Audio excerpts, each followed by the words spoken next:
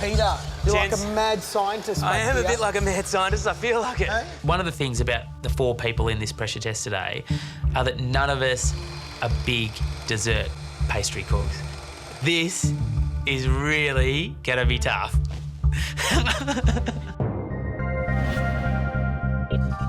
To make the macaroons, the first thing I need to do is sift my almond meal and icing sugar. After I've done that, I make a sugar syrup and I add the colouring or the flavour.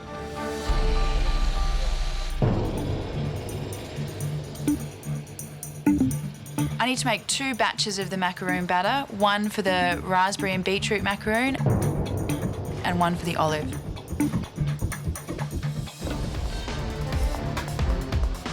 To build the macaroon tower, I need 120 macaroons, 60 of each colour, but that means that I actually need to make 240 macaroon halves. I'm starting to rush now with the purple macaroons. I'm looking at the batter and it looks around about the same, but as I'm starting to pipe it out, I realise it's a little bit thicker, I think, than the pink ones. I'm not really sure that these purple ones are going to work out. Once the macaroon batter has been piped all on the baking tray, they need to rest for half an hour because it needs to form a nice layer of skin on top, because otherwise when you bake it, it won't get that lovely sort of smoothness, you know, that you see in a macaroon.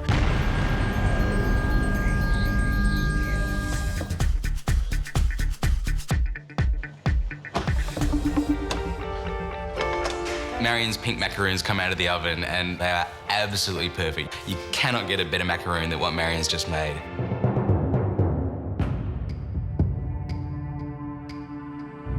The purple ones then come out of the oven and I'm like, did she grab the wrong macaroons out of the oven or something? They are terrible. You can smell them from the gallery. They smell bad. They look black rather than purple. And I mean, it's hard to see how she can go so well on one macaroon and so badly on the other. I think I didn't have enough time to let them sit to form that really nice smooth crust. And now I'm really paying the price because these purple macaroons are a disaster. Guys, just a heads up, this would normally take Adriano 45 minutes to assemble this beautiful macaroon tower. You have got 45 minutes to go. 45 minutes to go. These poor 4 people look extremely stressed out. They're trying to rush things. I don't think a macaroon tower is something that you can rush. This is not difficult, it's impossible. No one is going to finish this challenge. Alvin's the first one to start piping his macaroons. He's doing really well, trying to put the filling in and then lifting up the second one to put on top to make the whole macaroon. I think he's working quite efficiently. Peter has looked fully in control with these macaroons right up until the stage he starts piping, and that's where he falls off. His piping technique is not really resulting in the most perfect looking macaroon, so I think when he goes to sandwich them together, they're going to be sort of all different sizes. It's quite clear that none of them are going to get a full tower complete, and if I was down there, I'd be chopping that cone in half and just aiming to make a small one. I made the executive decision, reluctantly, to cut my tower down. I'm getting the sense that everyone's going to have to. This task is mammoth. I start to put my pink macaroons on the tower and they're going on beautifully. I'm really happy with my pink macaroons. They look good and they're easy to put on.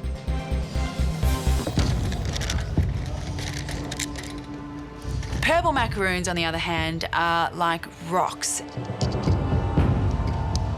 You can imagine trying to put a rock onto a toothpick. It just doesn't work.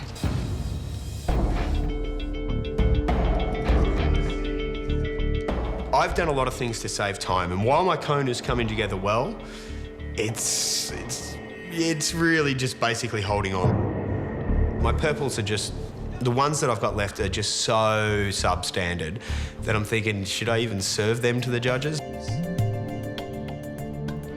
Watching Pete put together the macaroon tower, it's quite obvious he never had a Lego set.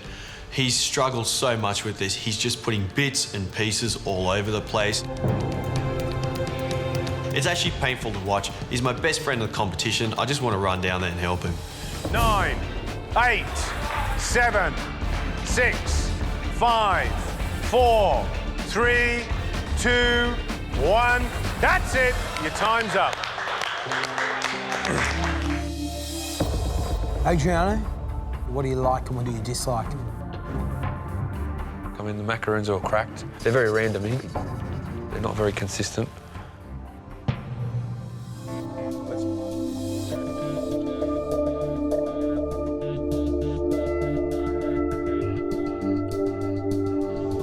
On the positive, you know, he's got a little bit of a crust on there and he's got some juiciness on the inside.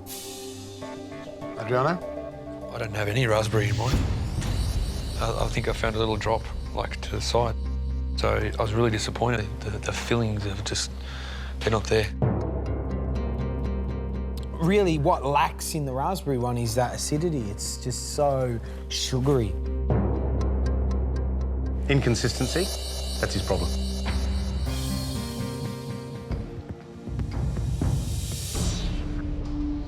Adriano, Alvin said that presentation was probably the weakest thing about his effort in the pressure test. How do you feel about the macaroon tower? The look doesn't cut it. Maybe the flavour might save him, I don't know. Well, I'll tell you something. Both the macaroons I had I thought were absolutely delicious. I've got a crisp, crunchy, shiny shell, the surface, and then soft and gooey on the inside. I think he's done a brilliant job. The issue, though, is about consistency of size. I've got one which is like a small top and a large stuff and nothing in the middle. But, I mean, the texture's great in the black olive. He's cooked them beautifully, but they're just the wrong size.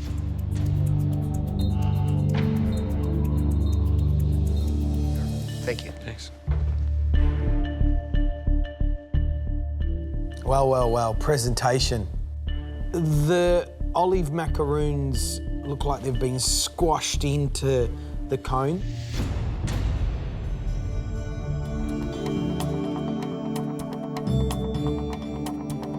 Oh, God. Look at these. Oh. Watch this, look. That is so soft. That is... I don't think it's even cooked, is it? I mean, it tastes like olive, but the shell is like... It's like a mush. Well, it tastes like uncooked cake filling, doesn't it? But having said that, I've got to say the flavour of that raspberry macaroon I had was absolutely on the money. Loads of jelly, bangs of pump. Flawless. That was flawless, that raspberry, the flavour. Look, it's good. It's moist. It's not dry.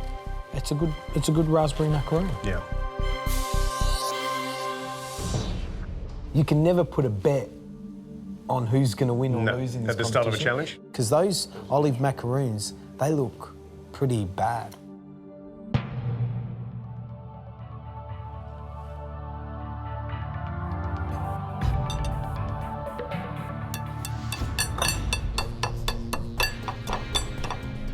It's like charcoal. It's just dry. It's dry, it's dry, it's dry. I don't even want to taste it because I might take a tooth out. But those raspberry and beetroot macaroons are sensational. She worked like a machine today, like she was superb. The inexperience probably, that's the only thing that let her down here. Trouble is, though, Adriano, she's not your apprentice. No. You know, this is a competition, and she's Exactly. produced some really bad She hasn't- black yeah. olive macaroons, Yeah. but some absolutely sensational raspberry and beetroot. The question is whether or not it's going to keep her from going home. Exactly. And can I just let everyone know that we've never had a recipe in a pressure test where it's so long. The whole first page of the recipe card is just a list of ingredients. That is huge. So I've spent 5 minutes working out what I need to do. Underline important things. Leave myself a note not to panic just in case I forget halfway through. My first process is to get my master stock on. So we add into that things like soy sauce. Gotta be a quicker way than doing this. Xiaoxing wine. Sichuan peppercorns, chilies, heap of aromatics go into the master stock. Master stock takes an hour. Just remind me, Claire, she'll be 1 hour for that stock. So on the hour, can you just give me a bell with that? Thanks. Come on, guys. 1.5 hours to go, and everyone's looking really even. Everyone's got their master stock done, and everyone's now working on their turnip cake.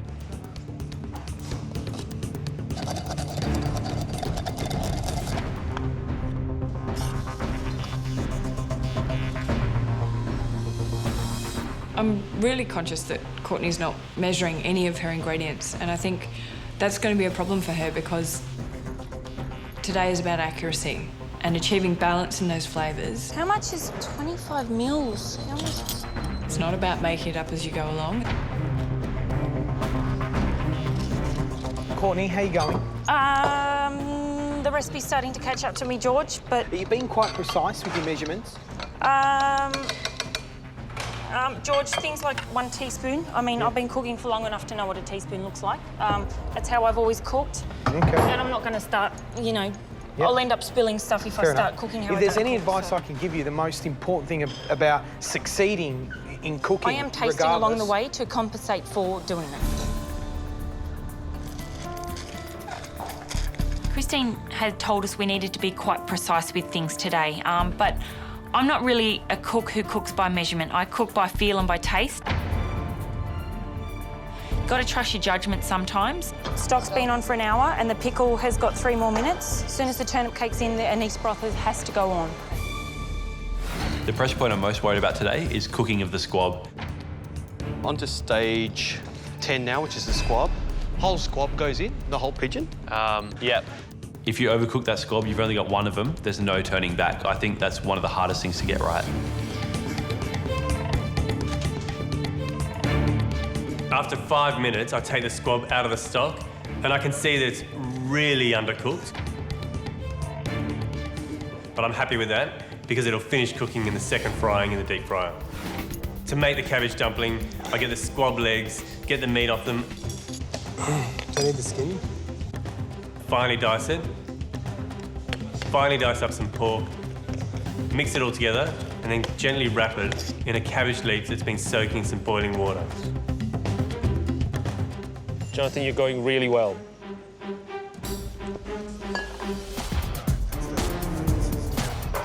It's 25 minutes to go. I've pretty much got all the elements ready. 8 minutes of that. Let's do this. Next thing I think I've got to do is get the breast off the squab. I want these so they're ready to go, so I can just finish them off in the deep fryer.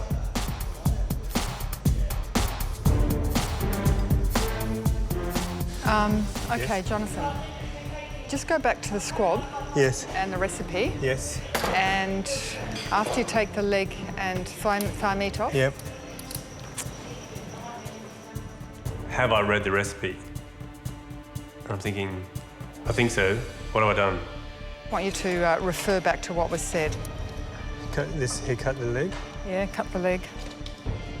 Set aside. I was meant to leave the breast on the crown, and I've read the carving in the wrong section. You're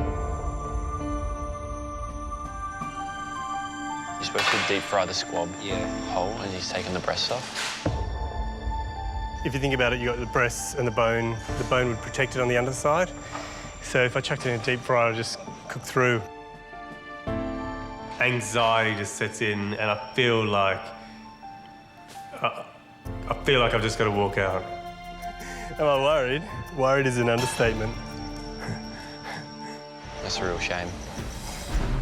I have to deep fry the whole squab with the breast on. The recipe calls for 5 minutes, but I only keep it in for 4.5 minutes, just to make sure I don't overcook it. It's time to cut the turnip cake, and I know it's supposed to be 5 centimetres by 5 centimetres, but I don't need a ruler, I'm just going to cut it freeform.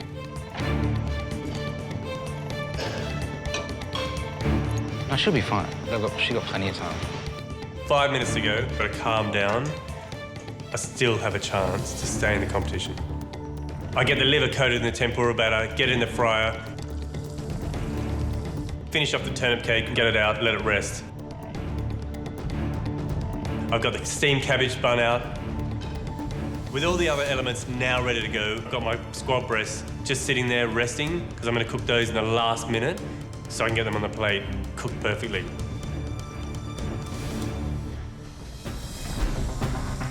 So to fix my error, I heat a pan up really hot, add a little oil, put the squab breasts in skin side down, and then just spoon the oil over the top so it cooks the meat on the underside.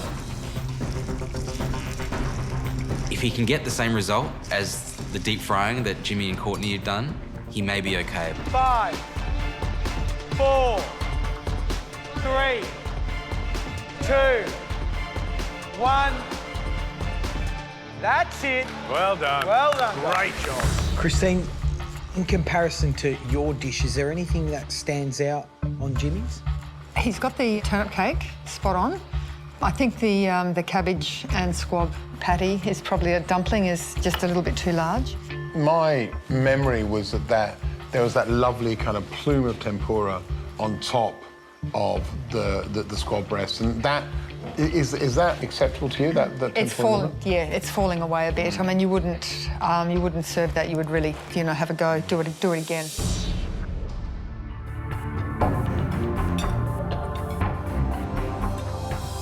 I think the broth is fantastic. It's perfect. He's really nailed it. He's got that beautiful balance of all, because there's a lot of flavours in there. I think he's cooked the squab very well. And how did he go with the turnip cake after all? I think he did, the turnip cake, like the broth, is spot on.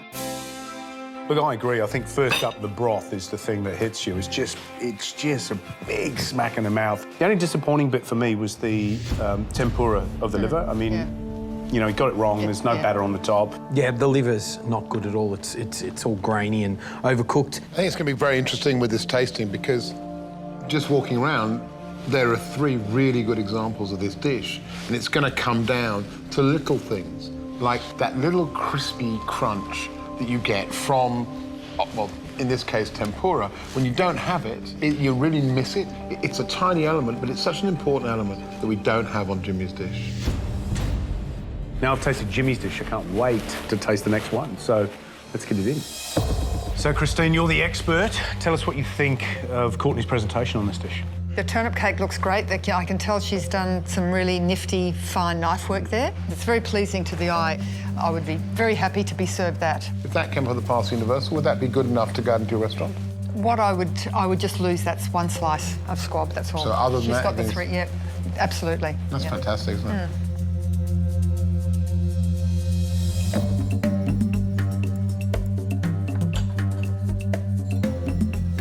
How is that cabbage dumpling? I love it. Perfect, and the turnip cake, but I have to say the squab is cooked to perfection. Yeah. Absolutely, you can see it's rested, the juices have settled, it's perfectly pink, it's exactly as you would want to eat squab. The broth, again, sensational. Not quite as good as Jimmy's, to be honest, but it's still really, really good. Both Jimmy and of course now Courtney have both found the issues with the cooking degree of the liver. I mean, this is well overcooked. Yeah. But what I love is that really meaty, dense turnip cake, and that cabbage dumpling holds together beautifully. The flavours are great. The fineness of how she's cut all the ingredients is delicious. And it's ironic, I'm sitting here going, my 2 heroes are, a cabbage dumpling and a turnip cake. Yeah. Not the squab at all on this dish. I think we should taste dish 3. What do you reckon? Absolutely. What do you think, Matt? Yeah, look, it does look like the turnip cake's wearing a big green tam o' shanter, doesn't it? But, again, it looks generous. I like the way you've got a lot going on there. And I certainly don't think it's the sort of dish that you'd snipe at if you saw it coming out in a restaurant. All 3 dishes, in terms of their visual, you'd eat any single one. I mean, they look great.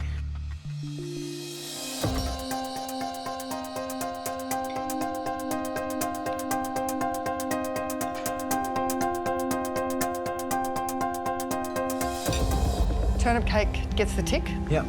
The dumpling sort of gets 3/4 of a tick because I think there was just a bit too much leaf there. The tempura, the liver was spot on. Oh, that tempura is brilliant. I think the tempura is crunchy, it's salty, it's sort of, it holds that liver together, and it's a surprise when you get inside. And the filling of that cabbage dumpling is beautifully balanced. Yeah, it is. And very tasty. I have a real problem with that stock. It has a medicinal flavour. It's astringent. It's astringent, yeah. It has an astringency that the other two didn't have. I find it a little bit over-salted. You know, maybe that's that's what I pick out in the stock. It just lacks that vibrancy, and I can't forgive him for the squab. It's just too rare. It really is. That squab for me is unacceptable. The fat hasn't rendered. It's undercooked. It's the old question, isn't it? As we so often see in pressure tests, can a good cabbage dumpling, a dense turnip cake, and the best tempura liver of the day overcome undercooked squab breast? Really think about how each part of this recipe relates to what you saw and what you tasted. Yes, yeah. It'll make it much easier. Then you can formulate your mise en place. Okay, excellent. Thank you very much, Heston. Good luck. Thank you. Today, Aaron and I are making meat fruit. I think the most efficient way to divvy this up is to just do one fruit each. So I'm going to do the mandarin, and Aaron's going to do the grape. At the moment, I'm just making the mandarin meat. So the parfait has been pre-made for us, a chicken liver parfait. I need to spoon it into these moulds quite generously and get them into the freezer as soon as I can. Because once they're frozen, these spherical halves are going to make one mandarin each, and then they're going to be dipped in jelly. So we've got a lot to do in the next 2 hours. So you only need the one fillet. Yeah, and so that side would be better. Just take this side off. I get a knife and I make a cut all the way down the backbone of the fish. And then what I do is just sort of use my knife to just scrape along the bones of the fish so that I'm pulling the fish fillet off the bones without sort of mushing it all up. Once I've got the fillet towards the fins of the fish, then I can just cut through and I've got my whole fillet. Is that all right? I'm very impressed with your fish skills, fishmongery. Thank you. Do you cook any of these dishes at home? No, it's too complicated to cook at home. How long have you been, working on these types of dishes for? Well, for example, the Sound of the Sea took 3 years to get that dish on the menu. Wow. Taffety Tar took about a year. I mean, some of these dishes are years' worth of developing. There's no doubt about it. These dishes are something we've never done before on this show and are absolutely going to test our guys and girls to the limit. There are a couple of things which are really challenging about this dish. The pastry, which is just impossibly thin. It's got to be rolled to that thin. It's ridiculous. How does one roll pastry that thin? The other element is the gels and the sorbet, all of which need to chill. So everything needs to be done at once. To make the puff pastry wafers, I've really got to take the puff pastry and roll it out with icing sugar until it's wafer thin, or parchment thin, that you can see through it. Puff pastry is not exactly what is expected. It's thin, but it's not exactly as thin as it can go. But we're running out of time, so we're going to get it as far as it can go, and then we've got to go with it. Otherwise, we're not going to have any dish at all whatsoever. The snail porridge is one of Heston's signature dishes. It's like the dish that everybody knows. The parsley's got to be chopped super fine because when it goes into the Thermomix, it's using a paddle, not a blade. This is snail porridge, so obviously there's snails involved. I haven't cooked with snails before, but I know that there's some parts of it that really shouldn't be eaten. I've never cleaned a snail before, so I get Jockey from Heston's Kitchen over to come and show me how to do it. OK, there's this bit here you want, like the tongue. So you just pull this bit back and just, like, cut that bit off. OK. And that's your snail. This is the bit you discard. OK? Thank you. Is that all right? Yep. Just gonna sec.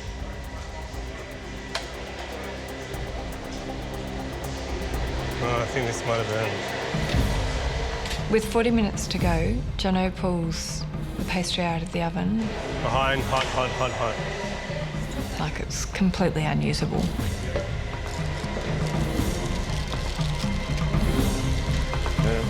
It's not good enough.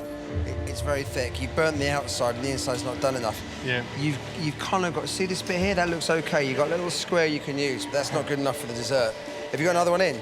No, I don't. I've got to roll it out now. I would say I'd get cracking if I were you. I think mentally I don't have time to do it again, but I don't really have another choice. Adam, what's going on there? Is that the parsley butter? Parsley butter. You know, I've eaten this dish, so I know, and recently, so I know how good it is, and I know how delicate and beautiful that snail porridge is. Yeah. And if that parsley butter's not right, disaster. Yeah. The parsley butter's been in the Thermomix for approximately 5 minutes. Adam decides to do a test run with the porridge. It's looking good. Yeah, I'm happy with it. How are you guys doing?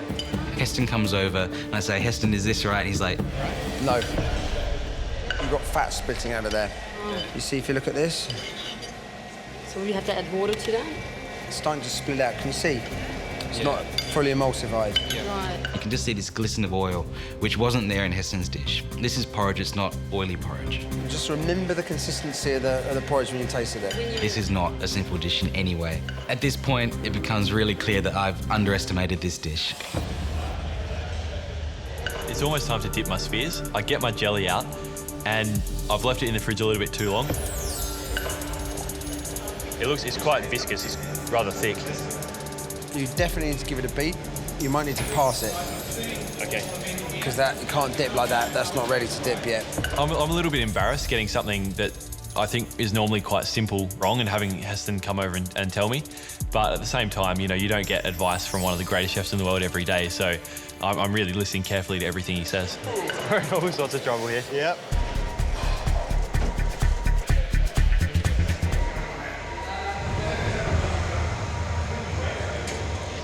I forgot to put the bloody thing on. I'm disappointed that the pastry isn't going to be the standard that Heston is expecting on the plate, as would come out of the Fat Duck kitchen. Oh my goodness. Gary. Is this the second attempt, this one, right? Yes. Yep. What happened? It's supposed to be really, really thin. I know. So thin, in fact, it dissolves on the tongue. Is it right? It's certainly not Heston thin. It's disappointing when something like this comes out of the oven and you want to impress someone. Right. Yeah. Okay, hang on. Let me just get this scrape on. 5, 4, 3, 2, 1. That's it. Time's up. Well done, guys.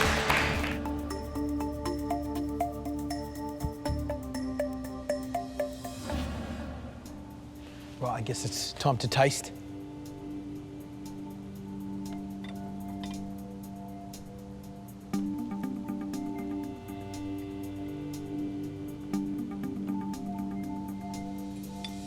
So, looking at the mandarin first, I think the appearance is pretty good. For the first attempt, I think it's a damn fine job, I would say. Thank you.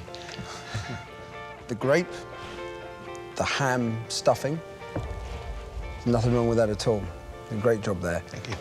Obviously, it's the jelly got too cold, started to solidify, and you were trying to coat it while it was going lumpy.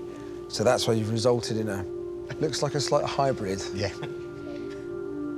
If I was him, I would never, ever let anyone like me touch his food again. And I think that he should actually go to my place, take his cookbook back, and just say, "You're not worthy."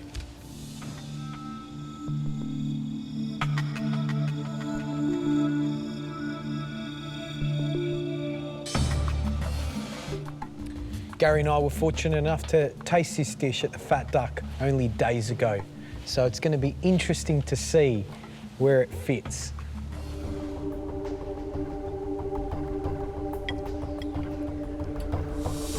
The colour's good.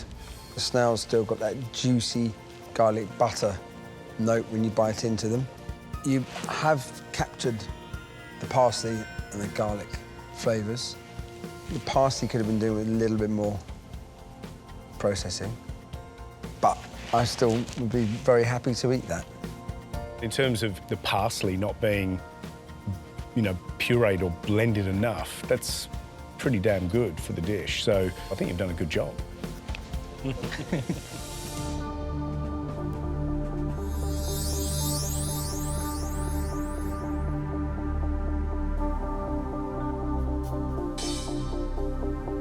So let's go to the seaside. Love to.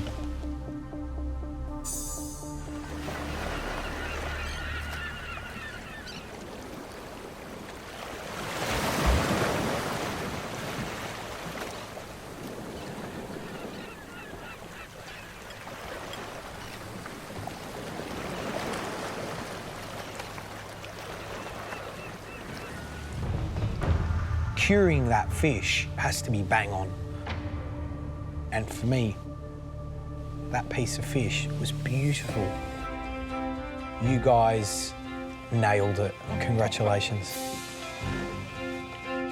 The big challenge with this dish is bringing everything together, as I said to you, and creating a balance. And I think you managed to do it. Well done. How does it feel to hear those comments from Heston? So amazing. I felt so sick before I came in here. Seasick? Yeah, seasick.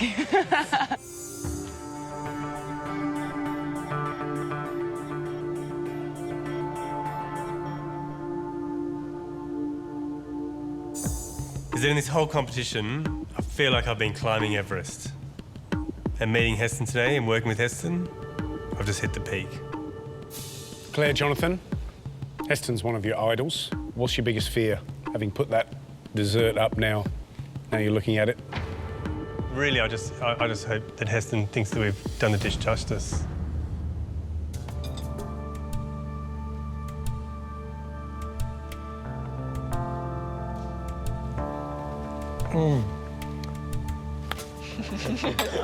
I've got to hand it to you that dish is the one that I would least like to be standing next to George trying to reproduce.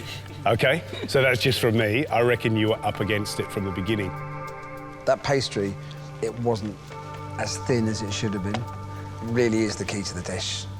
And we spent months getting that right. Months. I wasn't going to tell you that at the beginning, because that would have sent you over the edge. I think we're both glad that you didn't.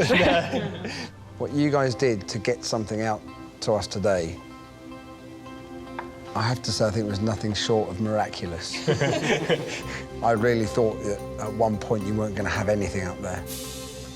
As I was walking up to you, I saw that tray in your hand, the tray of pastry, and it was black, and I felt for you.